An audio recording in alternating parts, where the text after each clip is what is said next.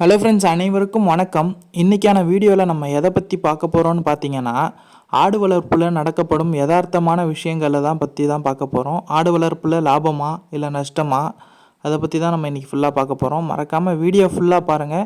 Video ஃபுல்லாக பார்த்துட்டு எப்பயும் கொடுக்குற ஆதரவை கொடுத்தீங்கனாலே போதும். அனைவருக்கும் நன்றி. வீடியோ பக்கம் அனைவருக்கும் நன்றி. வீடியோ ஒரு 1700 பேர் 2000 பேர் பார்க்குறீங்க. அவங்க சப்போர்ட் எனக்கு திரும்ப திரும்ப கிடைக்கிறதால எனக்கு மிகப்பெரிய ஊக்கமாக இருக்குது. அவங்க எல்லாருக்குமே மிகப்பெரிய நன்றிகளோடு இந்த யதார்த்தம் என்ன, ஆடு வளர்ப்பின் யதார்த்தம் என்னன்றதை இந்த வீடியோ ஃபுல்லாக பாருங்கள். வாங்க வீடியோக்குள்ளே போகலாம். ஆடு வளர்க்குற, ஆடு பண்ணை வச்சுருக்கவங்க, இல்லை ஆடு ஒரு 10 ஆடு வச்சுருக்கவங்க, 20 ஆடு வச்சுருக்கவங்க, இவங்க எல்லாருக்குமே யதார்த்த விஷயம் என்னன்னு பார்த்தீங்கன்னா, வெளியில் இருக்கவங்க என்ன நினைப்பாங்கன்னு பார்த்தீங்கன்னா, ஆடு 1 கிலோ கறி வந்து 1000 ரூபா போகுது ஒரு சில இடத்துல, 800 ரூபா போகுது ஒரு சில இடத்துல. அப்போ ஒரு ஆடு விற்றாங்கன்னா அவங்க பெரிய கோடீஸ்வரங்க, பெரிய லட்சாதிபதி. அவங்க ஒரு ஆடு வச்சுருந்தாலே அவங்களுக்கு 15,000 அப்படின்ட்டு எடையை போட்டு அவங்களா ஒரு ரேட்டை ஃபிக்ஸ் பண்ணி ஆடு வளர்க்குறவங்க கோடீஸ்வரனாக ஆகிறாங்களோ இல்லையோ, அந்த வெளியில் பேசுகிறாங்க பார்த்தீங்களா, அவங்க கண்டிப்பாக கோடீஸ்வரனாக ஆக்கி விட்ருவாங்க. ஆனால் யதார்த்தமான விஷயம், உண்மையான விஷயம் என்னன்னு பார்த்தீங்கன்னா அது கிடையாது. ஆடு 1 கிலோ 800 1000 விற்கிதுன்னா, உயிரெடை போடும்போது 1 கிலோ ஆடு 400 தான் வாங்குவாங்க. அப்போ 400 வாங்கி அவங்க 800 விற்பாங்க வெளியில். 400 விற்கிறப்ப 20 கிலோ ஆடு இருந்தால் எவ்வளோ இருக்கும் எப்படிங்கிறத நீங்கள் கணக்கு பண்ணிக்கங்க. இதுதான் ஒரிஜினாலிட்டி. நீங்கள் நினைக்கலாம், நீங்கள் சொல்லலாம், சரி அப்போ நீங்கள் ஆடு வளர்க்குறீங்கல்ல, வளர்க்குறப்பே நீங்கள் ஒரு கடையை போட்டு அதுக்கான இதை ஆளை வச்சு கடையை போட்டு நீங்களே கறியை விற்க வேண்டியதானு கேட்பீங்க. பட் ஆனால் நமக்கான வேலைன்றது என்ன ஒதுக்கு இருக்கோ அதுதான் நம்ம பண்ண முடியும். ஆடு வளர்த்து மேய்ச்சி ஒருத்தவங்க வளர்க்குறாங்கன்னா அதையே வெட்டி அவங்களால பார்க்க முடியாதுங்கிற ஒரே ஒரு காரணத்தால் தான் அதை விற்கிறாங்கன்னா வேறு சூழ்நிலை இல்லை. கோயிலுக்கு வேண்டுறதை தவிர மற்ற எதுவுமே அவங்க கொன்று அவங்களாம் போட மாட்டாங்க எப்பயுமே. ஆனால் ஆடு மாடை வளர்க்குறது வந்து அவங்களோட குடும்பத்தோட ஃபேமிலியோட ஒன்றா தான் வளர்ப்பாங்க. இல்லாட்டியும் அந்த லாபத்தை எல்லா விவசாயிகளுமே பார்ப்பாங்க. ஆடு நம்ம வளர்க்குறோமா, நம்ம வெட்டி நம்ம எல்லாருக்குமே பங்கு கொடுத்துடலாம் அப்படிங்கிற லாபத்தை பார்ப்பாங்க. ஆனால் விவசாயிகளுக்கு அந்த மனிதாபிமானம், ஒரு மனசாட்சி, அது எல்லாமே உறுத்திரும். நம்ம வளர்த்தோம், நம்மளால் அடுத்தடுத்து கொடுக்கறதுக்கே கஷ்டப்பட்டு தான் கொடுப்பாங்க. கஷ்டப்பட்டு கொடுக்கும்போது அதை கொடுக்கறதுக்கே கஷ்டப்படுறவங்க அதை வெட்டி அதை ஆட்டுக்கறியாக்கி அதை அவங்களே விற்கிறது வந்து விரும்ப மாட்டாங்க மேக்ஸிமம். இதனால தான் மேக்ஸிமமான விஷயம் வந்து வெளியில் கசாப்புக்கோ இல்லை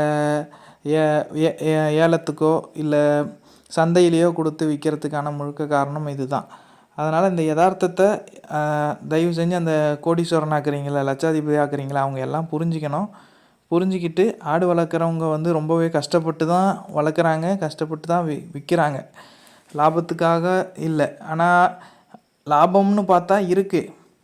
ஏன்னா அது குட்டிலேருந்து வளர்க்குறதுனால ஆடு வளர்த்தா லாபம்தான் கண்டிப்பாக. ஆனால் லாபம்னா அதிக லாபம்னு பார்த்தீங்கன்னா நீங்கள் சொல்கிற மாரி அந்த அதிக லாபம்லாம் போகாது. ஒரு ஆடு வந்து மேக்ஸிமம் வந்து 7000 8,000 போகுமே தவிர அதுக்கு ஒரு 3000 கிட்ட செலவாகும். மீதி 4000 வந்து ஒரு லாபம்னு வச்சுக்கிங்களேன் ஒரு ஆட்டுக்கு. ஒரு 10 ஆடு 10 ஆடு விற்றாங்கன்னா ஒரு 40,000. ஆனால் அந்த 10 ஆடு வளர்த்து விற்கிறதுக்கு வந்து கண்டிப்பாக 2 வருஷம் ஆகும். தனியாக வைக்கிறவங்க, பண்ணை போட்டு விற்கிறவங்களா இருந்தாலும் அதே செலவு ஆகிடும். சீக்கிரமாக வளர்க்குறாங்க, சீக்கிரமாக விற்கிறாங்கன்னா, கைமாற்று விட்றாங்கன்னா 1 மாதம் வாங்கி அடுத்த மாதம் விற்பாங்க. அந்தமாரி விற்கிறப்ப எல்லாமே அந்த ஈக்குவல் லாபத்தில் தான் போகும். இப்போ நம்ம மாதத்துக்கு ஒரு 15,000 வேலைக்கு போகிறோம்னா அந்த 15,000 தான் நமக்கு கிடைக்கும். அந்த ஆடு வளர்ப்பில் என்ன நிம்மதியான விஷயம்னா, காலைல ஒரு 2.5 மணி நேரம், சாயந்தரம் ஒரு 2.5 மணி நேரம் பார்த்தா மட்டும் போதும். ஒரு 5 மணி நேரம் வேலையில் நம்ம அந்த 15,000 நம்ம எடுத்துடலாம். நிம்மதியாகவும் இருக்கும். என்ன சொல்கிறது, இன்னொன்று வந்து நம்ம உயிரை வளர்க்குறதால நமக்கு வந்து ஒரு ஸ்ட்ரெஸ் ஃப்ரீயாக நம்ம ஜாலியாக இருக்கலாம். மற்றபடி லாபம் அதிகம் கிடையாது. லாபம் அதிகம் கிடையாது, ஆனால் லாபம் உண்டு. ரொம்ப நினைக்கிற மாரி ஹை லெவல் லாபம்ன்றது வந்து ஆடு வளர்ப்பில் கிடையாது கண்டிப்பாக. இதுதான் யதார்த்தமான உண்மையான விஷயம்.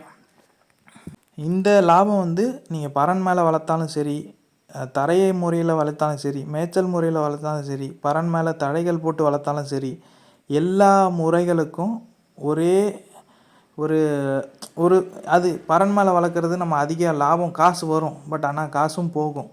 தரையில் வளர்க்குறது காஸ்ட்டு கம்மி, பட் வர்றது கொஞ்சம் கம்மி தான். ஏன்னா அதிக ஆடு நீங்கள் தரையில் வளர்க்க முடியாது. பறன் மேலே வளர்த்தா நீங்கள் அதிகமாக வளர்க்கலாம். அதிகமாக வளர்க்கும்போது அதிக மெயின்டெனன்ஸ் பண்ணணும். கம்மியாக வளர்க்குறதால கம்மி மெயின்டெனன்ஸ் பண்ணணும். ரெண்டும் கிட்டத்தட்ட ஆடு வளர்ப்பு முறையில் மேய்ச்சல் முறை நான் சிறந்ததுன்னு சொல்லுவேன். அது தப்பு இல்லை. ஏன்னு வைங்களேன், பறன் மேலே வளர்க்குறது வந்து செலவு அதிகம், செலவுகள் அதிகம், பட் ஆனால் வர ப்ராஃபிட்டும் அதிகம். அது ப்ராஃபிட் அமௌண்ட்டை பொறுத்த வரைக்கும் ரெண்டும் ஈக்குவல் தான்.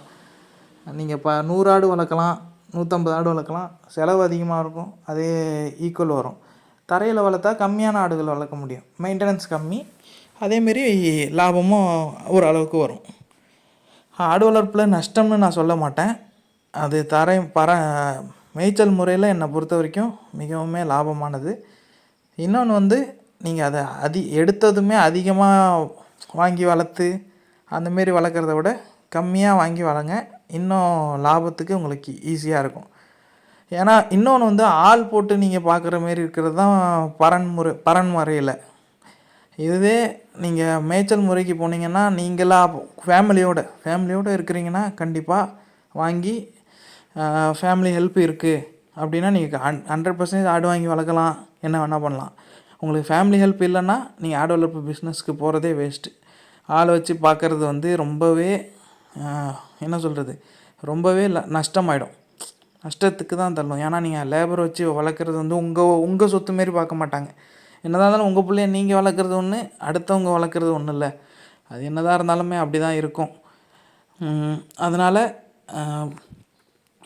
லாபங்கிறது நீங்கள் ஆடு வளர்ப்பில் புதுசாக வரவங்களுக்கு நான் விரும்புகிறது என்னன்னு பார்த்தீங்கன்னா, ஆடு வளர்ப்பில் லாபம் இருக்குது, ஆனால் அதுக்கு எடுத்ததுமே கோடீஸ்வரன் லட்சாதிபதி அந்த மாதிரி அவங்க அந்த மாரி எண்ணம் இருந்துச்சுன்னா மாற்றிக்கங்க கண்டிப்பாக.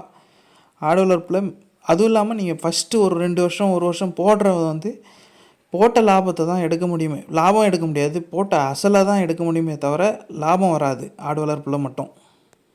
ஒரு வருஷம் ஃபஸ்ட்டு 1 or 2 இயர்ஸ்ன்னு கூட எடுத்துக்கங்க. 2 இயர்ஸ் வந்து நீங்கள் போட்ட அசலை எடுத்துட்ட பிறகு உங்களுக்கு கண்டினியூஸாக வர்றது ஃபுல்லாகவே லாபம். ஏன்னா நீங்கள் ஃபஸ்ட்டு போடுற இன்வெஸ்ட்மெண்ட் பறன் முறையாக இருக்கட்டும், மேய்ச்சல் முறையாக இருக்கட்டும், எதுவாக இருந்தாலும் நீ கொட்டாய் போடணும், அதுக்கான தழைகள் வாங்கி வைக்கணும், அதுக்கான தாவரம் போடணும், அந்த மாதிரியான நிறையா செலவுகளை நீங்கள் ஃபஸ்ட்டு ஈடு கொடுத்து பண்ணினா தான் பராமரிப்பில் இறங்குறதுல நீங்கள் மற்ற விஷயத்தில் ஈஸியாக இருக்கும்.